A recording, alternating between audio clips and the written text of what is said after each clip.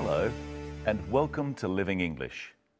Today we'll be looking a bit more at greetings and introductions and at relative pronouns. In our last episode of Sisters and Brothers, Anne finally found her brother living with a woman called Rose. Today, Anne goes into their house and meets someone else she knew nothing about.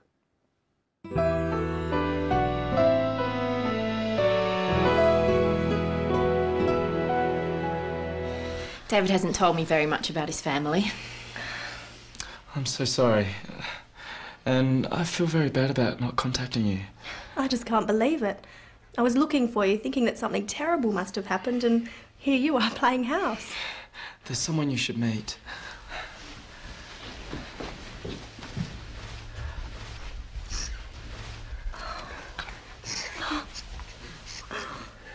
This is our son, Sam. Sam, meet your Aunt Anne. Oh, David, my little brother of father. Oh, he's beautiful. David, why didn't you tell me about Rose? Why didn't you tell me you were a father? I think I'd like to know that too. I would have come and helped you. It's hard to explain. I have some friends outside who helped me find you. I think you need to tell us all what happened. I'll go and get them.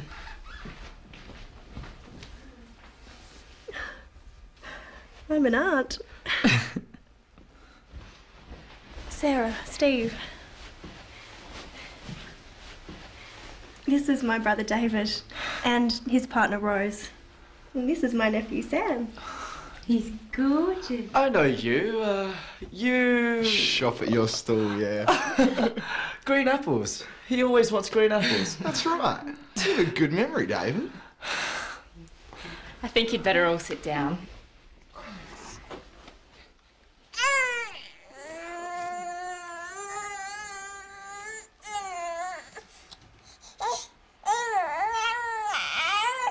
Well, that was unexpected.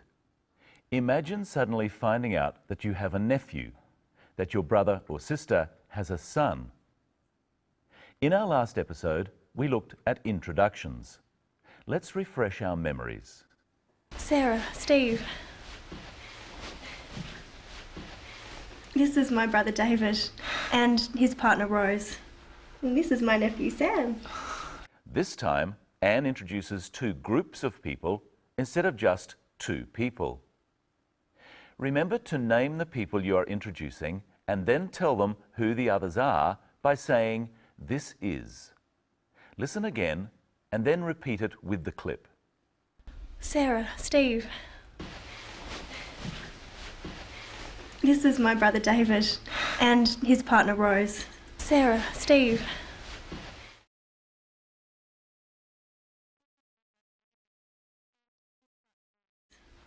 Notice that Anne says what relation they are first and then their names.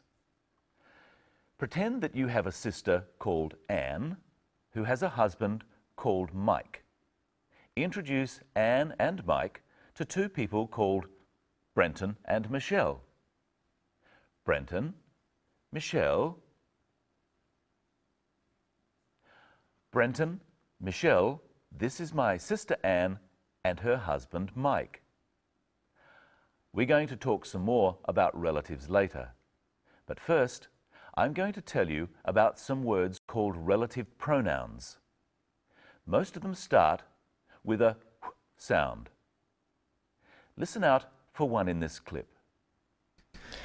I have some friends outside who helped me find you. I have some friends outside who helped me find you. Who is the relative pronoun. We've talked about these words before on Living English. A relative pronoun is a word that's used instead of the noun being talked about. Who is used to refer to some friends. We use words such as who when we want to say something else about people, to say who they are. The people in our story are called the characters. Who is Anne? We could say that Anne is the character who has found her brother. You try some. First, here's an example. Sarah is Mark's wife. Sarah is the character who... Sarah is the character who is Mark's wife. Okay, let's start. Mark is Sarah's husband. Mark is the character... Mark is the character who is Sarah's husband. Sam is Anne's nephew. Sam is the character... Sam is the character who is Anne's nephew. David works at the market. David is the character... David is the character who works at the market. Listen once more to how Anne uses who. I have some friends outside who helped me find you. Usually we use who when we're talking about people, but which or that when we're talking about things. So we say, I have a car which is blue, or I have a car that is blue. If we're talking about time, we say when. This is the time when the bus arrives. And if we're talking about a place, we use where. This is the place where the accident happened. Now see if you can use the right wh word. I have a bicycle is red. I have a bicycle which is red.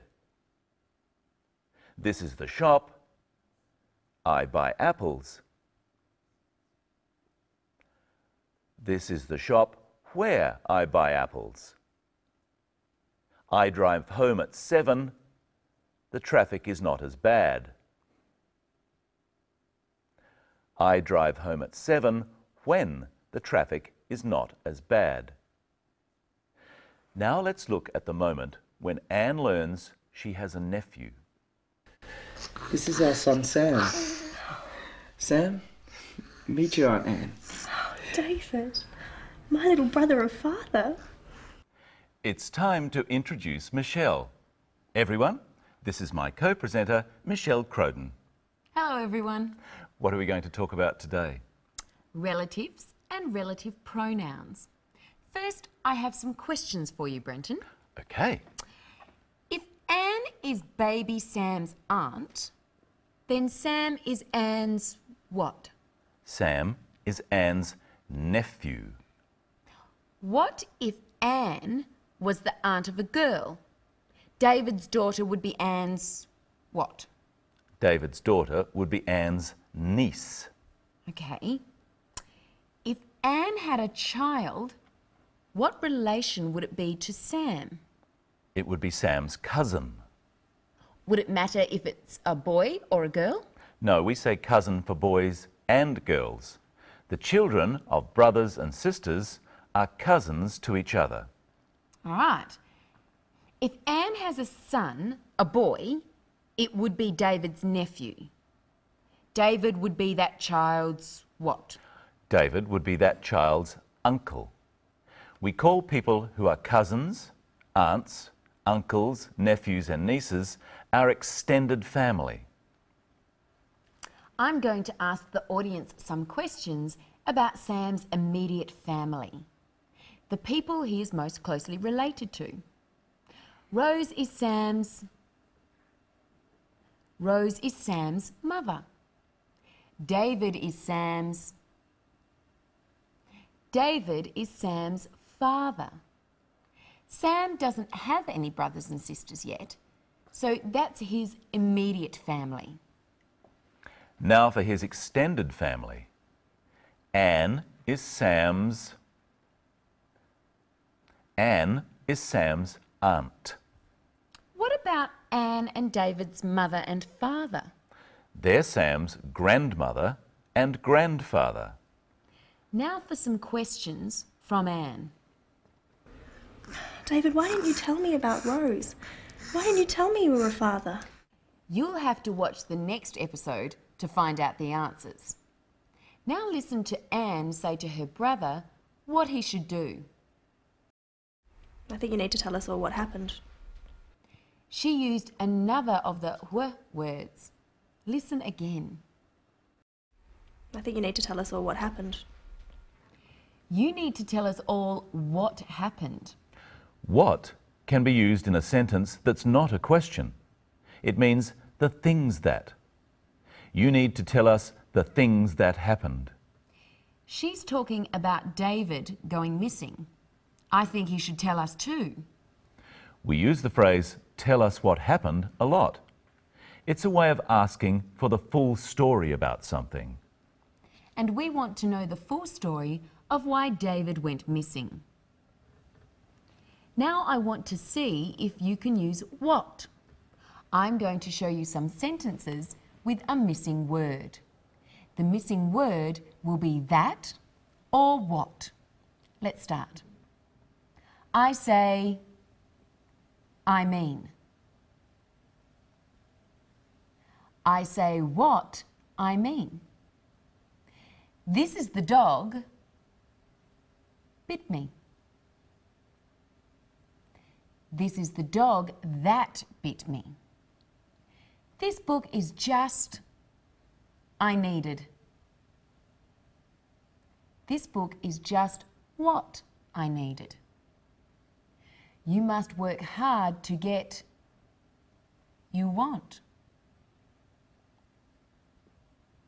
You must work hard to get what you want.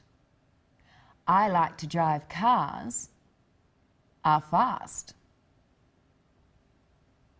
I like to drive cars that are fast. Now let's have a look at one more clip.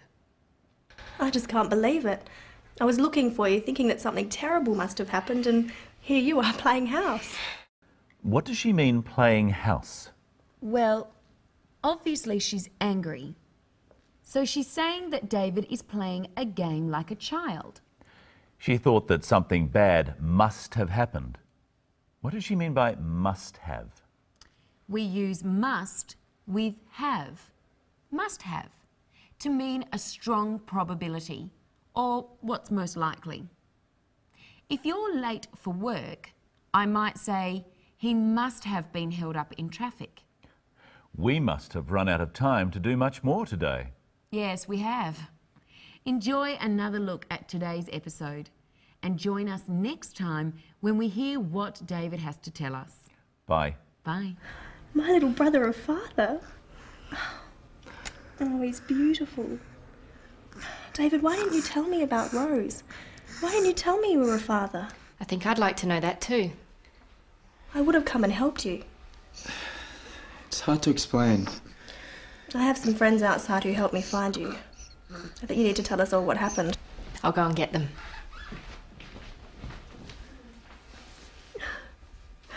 I'm an aunt.